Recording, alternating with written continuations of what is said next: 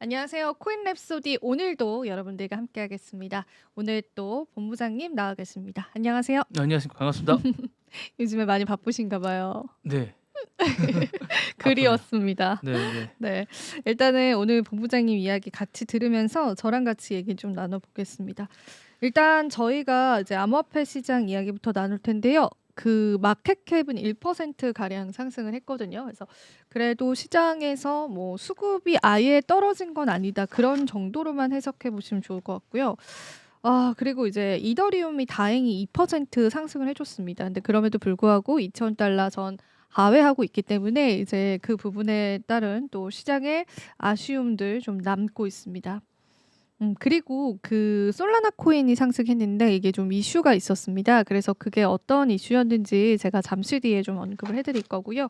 그리고 이제 솔라나 상승하니까 정말 거짓말처럼 밈 코인들이 조금 움직이더라고요. 그래서 이 솔라나와 밈 코인은 굉장히 같이 움직이는 그런 동향들이 계속 좀 이어져 오고 있다. 그렇게 보시면 될 것 같습니다.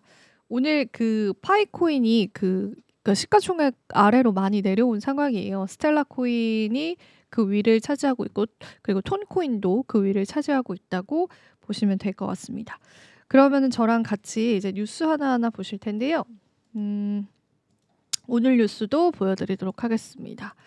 자, 오늘 같은 경우에는 일단 제가 요거를 오랜만에 가지고 왔어요. 근데 이제 이걸 왜 가지고 왔냐면 그 비트코인이 많이 떨어졌잖아요. 근데 이제 빅테크 기업들도 좀 많이 떨어져서 과연 이제 순위의 변동이 있었을까 이렇게 보고 싶어서 가지고 왔는데 이게 이제 이번에 뉴욕장이 마무리되면서 빅테크 기업들의 수익률이에요.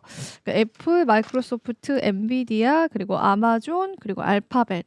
그러니까 지금 뉴욕 증시에서 빅테크 강세가 끝났다 이런 얘기가 좀 많이 언급이 되고 있거든요. 그래서 이제 빅테크 기업들이 하락을 했는데 그럼 비트코인 가격은 얼마나 하락을 했나? 근데 이제 비트코인은 오히려 좀 올라주긴 했는데 요거는 이제 어제 하루 동안의 흐름이고 전반적으로 이제 비트코인이 저희가 예전에 한참 이제 시장이 막 올라가고 있었을 때 시가총액 7위라고 말씀을 드렸는데 지금은 오히려 실버가 그 자리를 차지하고 있고 사우디 아람코가 따라왔습니다. 근데 이제 사우디 아람코랑 그 비트코인이랑은 시가총액 차이가 그렇게 많이 나진 않아요. 그래서 요거는 변동성이 확실히 있을 것 같은데 실버는 지금 금 오르면서 실버가 진짜 많이 올랐어요. 그래서 은이 많이 올랐거든요. 그래서 은이 지금 시가총액이 많이 이제 격차가 생기게 됐어요. 그래서 이 은 같은 경우가 이제 구글을 이제 따라잡으려고 하는 그런 상황이다. 그렇게 여러분들이 좀 보시면 좋을 것 같아서 오늘 제가 요거 한번 보여드리고 싶어서 가져왔고요. 그리고 이제 워렌 버핏이 운영하고 있는 버크셔 해서웨이는 계속 좀 좋습니다. 그러니까 시장의 뉴욕 증시가 안 좋음에도 불구하고 버크셔 해서웨이는 계속 좋은 시장 탄력들을 좀 나타내고 있다라는 거를 확인해 보실 수가 있고 TSMC도 조정받더라고요. 그래서 TSMC도 하락하고 있는 상황이고 지금 뉴욕 증시는 보면은 이게 사실 딱 이제 보시면 아시겠지만 이제 골드 같은 경우 그리고 요게 실버 그러니까 안전자산주들 강하고요. 그리고 금융주도 나쁘지 않고 오히려 이제 경기 방어주들이 오히려 이제 수익률적인 측면에서는 최근에 좋아요. 근데 이제 뭐 빅테크 기업들이 그간 이제 많이 올랐던 부분들이 있다 보니까 아무래도 이런 부분들이 이제 나타나는 그런 상황인 것 같습니다. 암호화폐 뉴스들 하나하나 살펴볼게요. 솔라나가 이제 CME에 입성했습니다. CME는 이제 시카고 상품 거래소인데 우리가 골드 이야기할 때도 CME에서 골드 가격이 얼마인지도 많이들 체크하시거든요. 근데 이제 솔라나가 시카고 상품 거래소에 입성을 했고 현물 ETF 시장 진입을 위한 첫걸음으로 보인다는 분석이 나왔습니다. 사실 이게 비트코인 현물 ETF가 이제 출시가 되기 전에 CME에서 먼저 ETF로 나왔거든요. 그래서 요게 이제 요런 수순을 밟으면서 솔라나도 ETF로 나스닥에 상장될 가능성이 크다고 보고 있고요. 근데 이제 우리가 이제 솔라나가 간밤에 올랐잖아요. 근데 이제 솔라나가 최근에 굉장히 약세를 나타내고 있는데 이 미국의 CME 상장 첫날 이 80억 원 가량의 거래 규모를 보였습니다.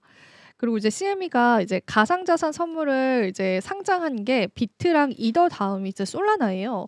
그래서 이번에 이제 딱 상장이 되고 나서 시장의 거래량이 어떨까 요거를 주목을 했는데 이제 CME에서 거래량이 굉장히 나쁘지 않았어요. 선방했습니다. 시장 약세장 대비해서. 그리고 이제 CME 같은 경우에는 이제 비트코인을 2027년도 그리고 이더리움을 2021년도에 이미 상장을 시켰었고 이제 그다음에 솔라나가 됐고 그리고 이제 이 CME를 우리가 주목을 하는 게 이 시카고 상품 거래소 같은 경우에는 미국에서 가장 규모가 큰 제도권 상품 거래소로 꼽히거든요.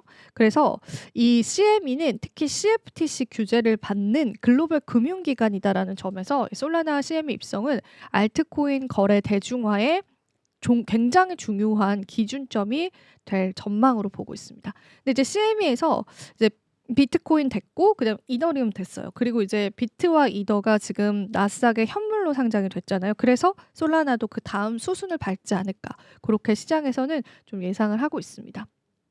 근데 사실 약간 지금 SEC 쪽에서 현물 ETF 반려가 계속 나오고 있는 상황이긴 하거든요. 그래서 저희가 다양한 상황들을 좀 지켜봐야 될 것 같고 그리고 이 상장 첫날 솔라나의 CME 거래량이 나쁘진 않았는데 그렇게까지 많진 않았어요. 그래서 그렇게 이제 크게 이제 폭발적인 상장이다라고 이제 흥행했다 이렇게 보기엔 좀 다소 무리가 있었지만 일단은 시장에서는 기관 투자 시장이 열렸다는 점에 주목을 했습니다. 실제로 CME에 상장된 코인 선물에는 기관 투자자가 자유롭게 접근할 수 있거든요.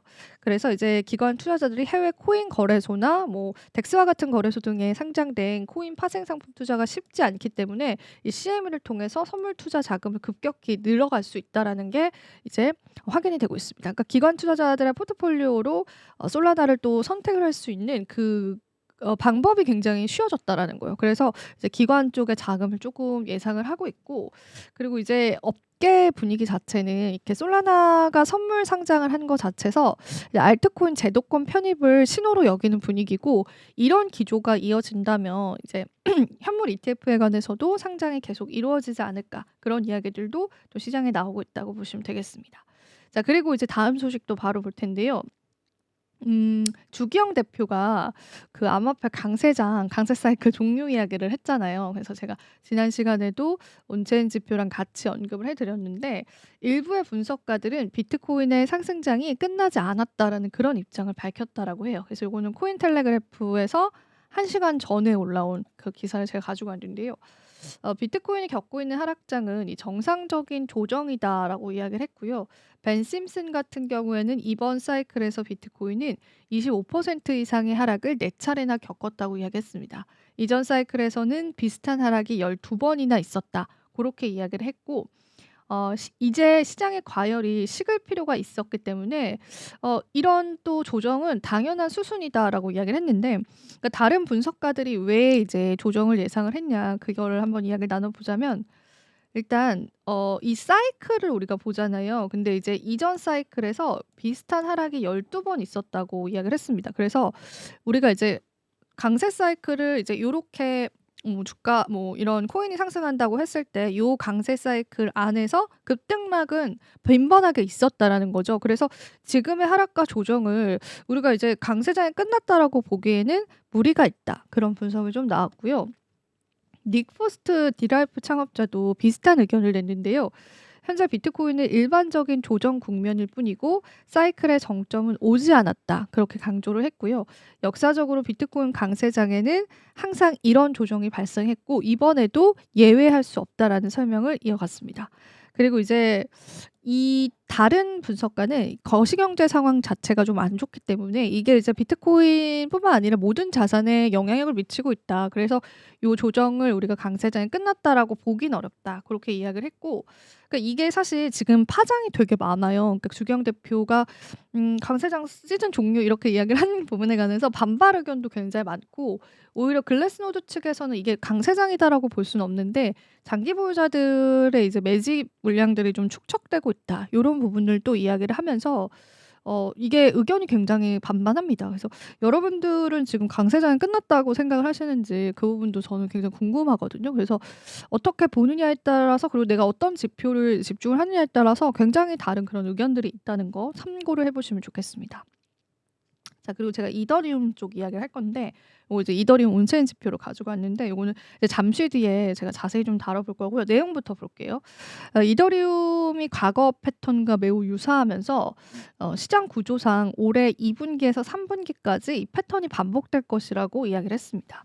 이더리움의 RSI 지표가 30 미만으로 유지되고 있는데 이게 일반적으로 반등 가능성을 시사한다고 해요. 근데 과거 패턴에도 과매도 상태로 진입한 것이 명확한 바닥을 형성하지 못했고, 그러니까 RSI 지표가 이더리움은 조금 대입하기에 좀 잘 안 맞았다는 의미예요. 그래서 오히려 추가 하락으로 이어진 이후에 약세장이 굉장히 지속이 됐다, 이렇게 이야기를 했는데 지금 자세히 한번 보시면은 이 비트코인 거래량 데이터에서도, 그러니까 암호화폐 거래량 데이터에서도 이더리움의 약진이 굉장히 잘 드러나거든요.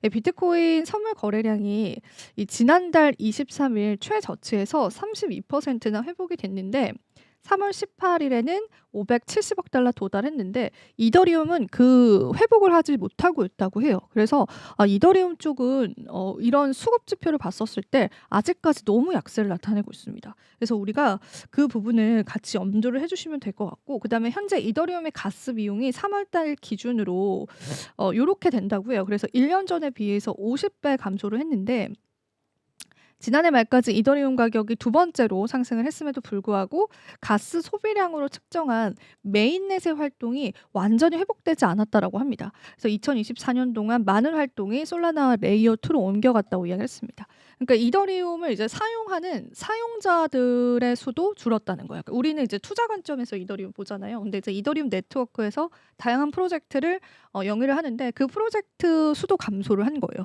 그게 이제 솔라나가 좀 더 빠르고 싸고 뭐 그렇기 때문에 솔라나로 옮겨가기도 하고, 좀 가벼운 프로젝트들은 솔라나 쪽으로 옮겨가기도 하고, 또 레이어 2 이제 네트워크들 많잖아요. 그 레이어 2 쪽으로도 옮겨가기도 하고, 그래서 이게 이제 시장의 수요도 그렇지만 시장을 떼어놓고 기술적인 면에서 봤을 때도 약간의 이제 부족한 부분들이 계속 포착이 된다라는 거죠. 그래서 이더리움의 이런 약세장이 계속 예상이 되고 있는 시점이고, 지금 보시면은 이제 차트가 좀 흐릿하긴 한데 이더리움 같은 경우에는 계속 그런 거래량들이 좀 회복되고 있지 않아요. 이게 보시면은 이게 선물 거래량이거든요. 그래서 요 볼륨 자체도 지금 회복이 되어 있는 상황이 아니기 때문에 이더리움이 이제 요거 파란색입니다, 여러분. 그리고 요게 이제 솔라나 쪽이고, 그래서 이제 요 지표가 요렇게 좀 하락을 나타내고 있는 부분들이 이제 글래스노드에서는 가격의 상승으로 이끌어지기에는 아직까지는 다소 무리가 있다고 보고 있는 시점이에요. 그래서 이더리움 같은 경우에는 요런 부분들 여러분들이 염두를 해두시면 좋겠고요. 자, 그리고 이제 제가 이제 수이와 앱토스 코인 이야기를 오늘 좀 해드릴까 해요. 요게 좀 긴 얘기가 좀 될 수도 있을 텐데요. 일단 디지털 자산 업계에서 수이랑 앱토스가 오히려 기관 투자자들에게 굉장히 매력적인 투자처가 될 수 있다는 전망이 나왔습니다. 왜 그러냐면은 이 두 블록체인의 네트워크 성장세가 지금 이제 급격하게 상승하고 있는데, 이따가 지표도 보여드릴게요. 요게 이제 여러분들이 이제 보실 수 있는 차트인데, 요건 이제 수익 코인입니다. 앱토스 거는 제가 가지고 오진 않았는데 이게 수익 코인 해당하는 거고, 일단 비트와이즈 이제 CIO 같은 경우에는 디크립토와 인터뷰를 해서 이 디파이 시장이 새로운 규제 환경에서 급성장할 것으로 전망을 했고요. 시장이 아직 이제 규제 변화의 영향을 제대로 인식하고 있지 못하고 있다, 요런 이야기를 했고, 수이와 앱토스가 이 우수한 개발진들과 독보적인 기술력을 갖춰서 미래의 성장 잠재력이 굉장히 크다고 내다봤습니다. 수위가 이제 스테이블 코인 공급량이 있는데요. 요게 사상 최고치인 6억 5천만 달러를 기록을 했다고 해요. 여기 보이시죠? 6억 5천만 달러. 요게 지금 사상 최고치고요. 뭐 시장에서 급등락은 있긴 하지만 전반적으로 이렇게 우상향 추세를 계속 보여주고 있습니다. 그리고 전년 대비해서 274%, 올해만 77% 증가한 수준이고요. 스테이블 코인의 공급 확대는 네트워크 내 유동성을 보여주는 지표이기 때문에 수의 일일 활성 사용자 수는 3월 10일 대비해서 8,090%나 증가한 150만 명을 돌파한다고 합니다. 그리고 수의 디파이 생태계 성장도 이제 두드러지는데요. TVL 총 예치 자산은 11억 2천만 달러고 한화로는 1조 6,275억 원이고요. 전년 대비해서 108% 증가했고, 그다음에 이 중에 대출 유출 프로토콜이 이제 32% 차지하고 있습니다. 탈중앙화 금융시장이 새로운 규제 환경에서 급성장할 것으로 전망을 하고 그 이후에 규제 정비한 이후에 실용적인 유틸리티 토큰 성장이 가속화되고 또 기존의 거버넌스 토큰의 변동성 문제도 해결될 것이라고 보고 있습니다. 그래서 그 지표를 참고를 해보시고 앱토스도 비슷하게 좀 상승을 하고 있고요. 지금 이제 스테이블 코인 쪽에 관해서 이제 규제가 아마 올 상반기 그때 트럼프가 얘기했을 때는 8월 달까지 좀 명확화하고 싶다 그렇게 이제 이야기를 했거든요. 그래서 그 스테이블 코인 쪽에 관해서 이제 육성이 되게 된다면은 요런 코인들도 이제 시장의 주목을 받을 수 있다라는 거 여러분들 염두를 해두시면 좋겠고 또 버네로 리플의 RLUSD 같은 경우에도 시장에서 또 상승이 나올 수 있다는 거 체크해 보시면 좋겠습니다. 자 그리고 요건 마지막으로 보여드릴 지표인데요.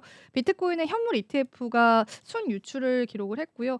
요게 이제 3거래 연속입니다. 그래서 요거는 최근에 여기 유출량이 좀 굉장히 많기는 해요. 근데 이제 다시 유출 유입에서 유입이 됐다가 이제 유출을 하고 있고 이더리움도 계속 유출이거든요. 그래서 요거는 이제 전체 자산의 그래도 10% 미만으로 차지하긴 하지만 그 어느 정도의 파일을 가져가고 있기 때문에 이 유입량과 유출량들도 여러분들 같이 한번 좀 염두를 해두시면서 시장 흐름들 보셔야 될 것 같은데요. 이 블랙록에서만 2억 1,726만 달러 상당의 순유입이 발생을 했고 아쿠 투애니언에서는 900만 달러 순유출이 발생했습니다. 그리고 나머지는 이제 크게 유출입이 없었고 그래서 지금 유입이 되긴 했던 그 운용사도 있는데 유출 운용사도 있고 해가지고 이제 지금 현물 ETF는 이거 제가 잘못 이야기했네요. 순유입입니다. 그래서 비트코인은 순유입인데 이더리움 쪽은 좀 유출 좀 계속되고 있어요. 며칠 동안. 그래서 가치 지표 여러분들 비교를 해보시면 좋을 것 같습니다.